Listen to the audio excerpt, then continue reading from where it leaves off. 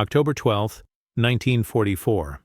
The Italian Alps stretched endlessly below as Captain John Silva banked his battered P-47 Thunderbolt through a valley so narrow his wingtips nearly scraped the mountainsides.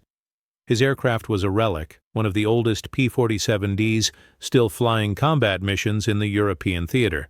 The paint was chipped, the engine leaked oil, and the radio crackled with static from too many lightning strikes and flak hits. But here's what the Allied command didn't expect when they handed these cast-off fighters to a group of Brazilian pilots nobody had heard of. This supposedly inferior squadron would achieve the highest kill-to-loss ratio of any P-47 unit in Italy. The Brazilians, flying machines so old that some had already been through 3 previous squadrons, flying missions so dangerous that veteran American pilots called them suicide runs. What happened in the skies over Italy between 1944 and 1945 would rewrite everything military strategists thought they knew about aerial warfare. The story begins 6 months earlier in a dusty airfield outside of São Paulo, where Lieutenant Colonel Nero Moura stood watching his pilots practice formation flying in ancient training aircraft that belonged in a museum. Brazil had declared war on the Axis powers in 1942, but their air force was a joke by international standards. Their newest fighter was a 1938 design. Their pilots had never seen combat. Their mechanics worked with tools that would have been outdated in World War I. But Moura saw something else. He saw pilots who flew with a desperation that well-equipped aviators never developed. These men knew they were fighting with inferior equipment, so they compensated by becoming superior pilots. They practiced maneuvers until their hands bled from gripping the controls. They studied enemy aircraft until they could identify a Messerschmitt by the sound of its engine from 3 miles away. They trained in conditions that would have grounded American squadrons, flying through thunderstorms and mountain turbulence that seasoned pilots avoided. Most critically, they would be flying aircraft that the Americans considered obsolete. The engines were worn, the hydraulic systems leaked, and the electrical wiring was patched with tape in so many places that the aircraft looked like they were held together by good intentions and prayer. American mechanics took one look at these planes and shook their heads. Some refused to work on them, claiming they were death traps. The propeller had been replaced twice.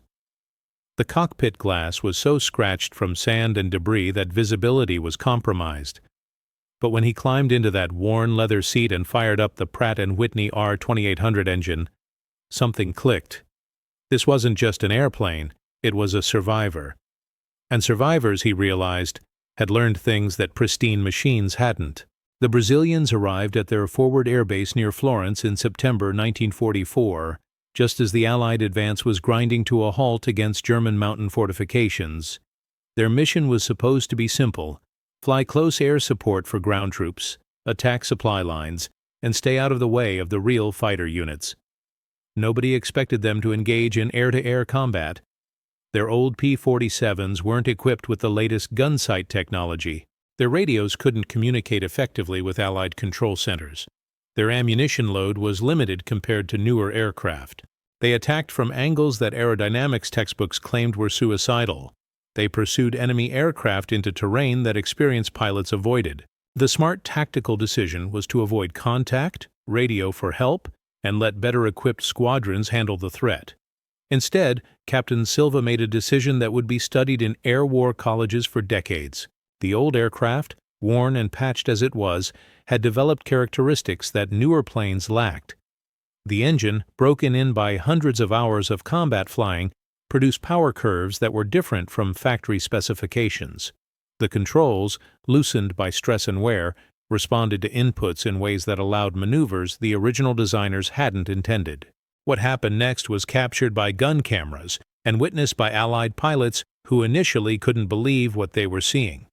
Silva's P-47, banking at angles that should have caused structural failure, cut through the German formation like it was made of paper. His wingmen, following tactics they had developed specifically for their ancient aircraft, exploited blind spots and attack vectors that conventional doctrine said didn't exist. In 12 minutes of combat, the 4 Brazilian P-47s shot down 7 German fighters and damaged 3 others. They didn't lose a single aircraft. The gun camera footage was so extraordinary that Allied intelligence initially suspected it had been faked. No one could explain how obsolete fighters flown by inexperienced pilots had achieved what veteran squadrons with superior equipment couldn't match. Word spread through the Luftwaffe that something was different about the Brazilian squadron. German pilots who had dismissed them as easy targets began reporting combat encounters that defied explanation. The Brazilians, flying their ancient P-47s, were appearing in places they shouldn't be able to reach, executing maneuvers that should have torn their aircraft apart, and achieving hit rates that seemed statistically impossible. Lieutenant Paulo Santos, flying P-47D No. 44-2371, discovered why their old aircraft were performing beyond specifications during a maintenance inspection.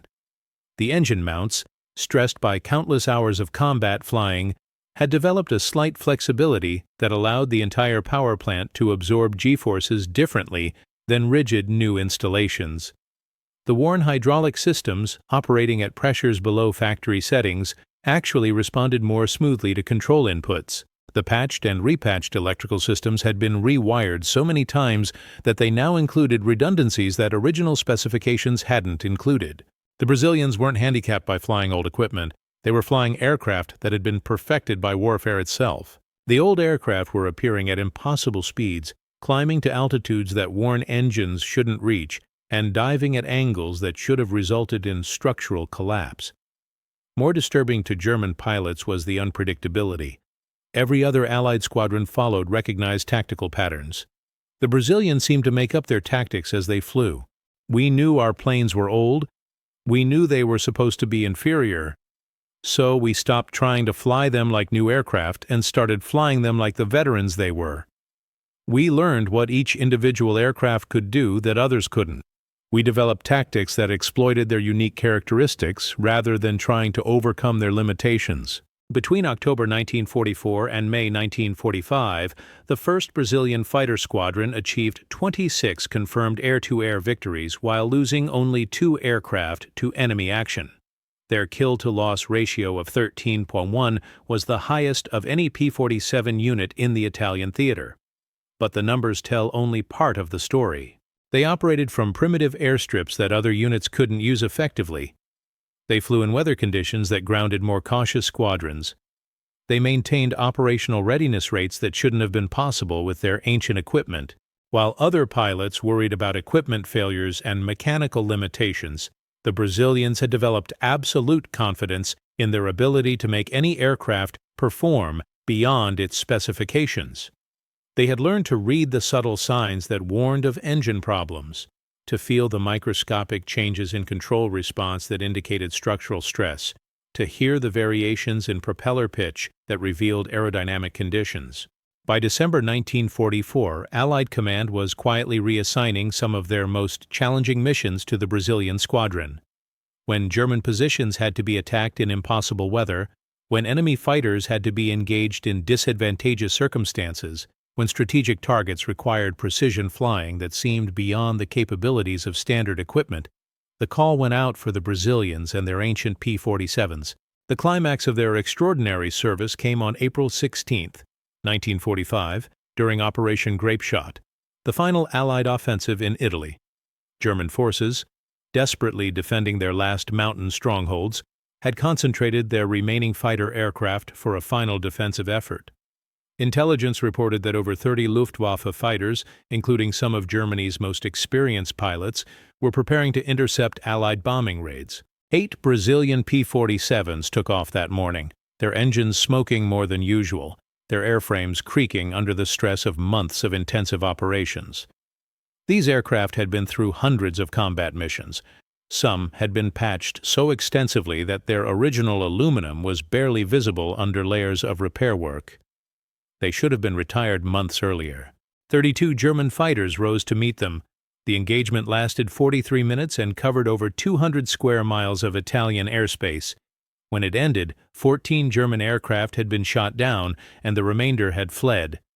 The Brazilians lost 1 P-47, but its pilot successfully bailed out over Allied territory. The Brazilian P-47s had been operating at power settings and G-loads that should have caused multiple mechanical failures.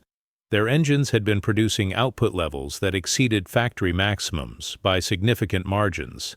Their airframes had absorbed stress levels that newer aircraft couldn't have survived. Every repair, every patch, every modification had been made under battlefield conditions by mechanics who were solving immediate problems rather than following manufacturer specifications. The result was aircraft that bore little resemblance to their original factory configuration, but performed far better under combat conditions. Its engine, declared worn out by American mechanics, had logged more combat hours than any other R-2800 in the war. Its airframe, dismissed as structurally questionable, had survived more flak hits and enemy fire than aircraft half its age. Experience, both mechanical and human, creates capabilities that specifications and training manuals can't anticipate. They weren't constrained by doctrine that told them what their aircraft couldn't do. They could feel when an engine was producing maximum power, sense when airframe stress was approaching critical limits, judge when weather conditions favored their particular combination of aircraft and tactics. Brazilian mechanics, working with limited supplies and improvised tools, developed maintenance techniques that kept their ancient aircraft operational when newer machines were grounded for parts or repairs. They learned to manufacture components that weren't available, to modify systems that weren't working optimally, to extract performance from engines that should have been replaced months earlier. General Ira Eaker, commander of Mediterranean Allied Air Forces, personally visited their base to understand how they were achieving results that seemed impossible with their equipment. What he found challenged assumptions that had guided Allied air strategy throughout the war. Their pilots had developed skills that couldn't be taught in training programs. Their mechanics had learned techniques that weren't covered in maintenance manuals. They were willing to try approaches that conventional wisdom declared impossible, to modify equipment in ways that violated specifications, to develop tactics that contradicted established doctrine. Their maintenance procedures influenced aircraft design for decades, but the broader significance lies in what their success revealed about the relationship between equipment, training, and performance. They proved that superior results could be achieved with inferior equipment if that equipment was thoroughly understood and properly employed. Training programs can't anticipate every situation. Specifications don't always reflect real-world performance under combat conditions.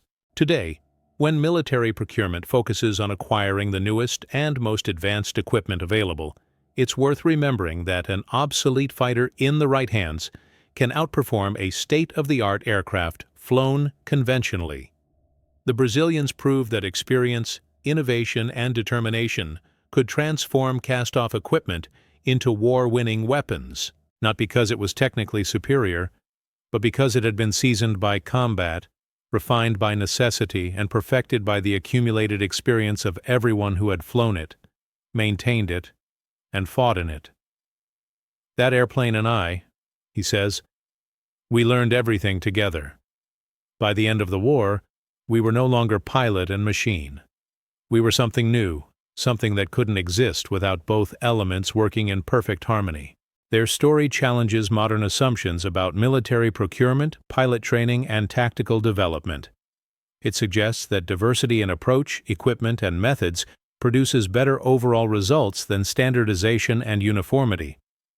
The Brazilians succeeded precisely because they were different, because they were forced to develop their own solutions, because they couldn't rely on conventional methods. In an age when military aviation increasingly emphasizes technology over technique, their achievement serves as a reminder that human factors remain decisive. The most advanced aircraft in the world is only as effective as the pilot flying it and the ground crew maintaining it. Excellence emerges from the interaction between human capability and mechanical potential, not from either element alone.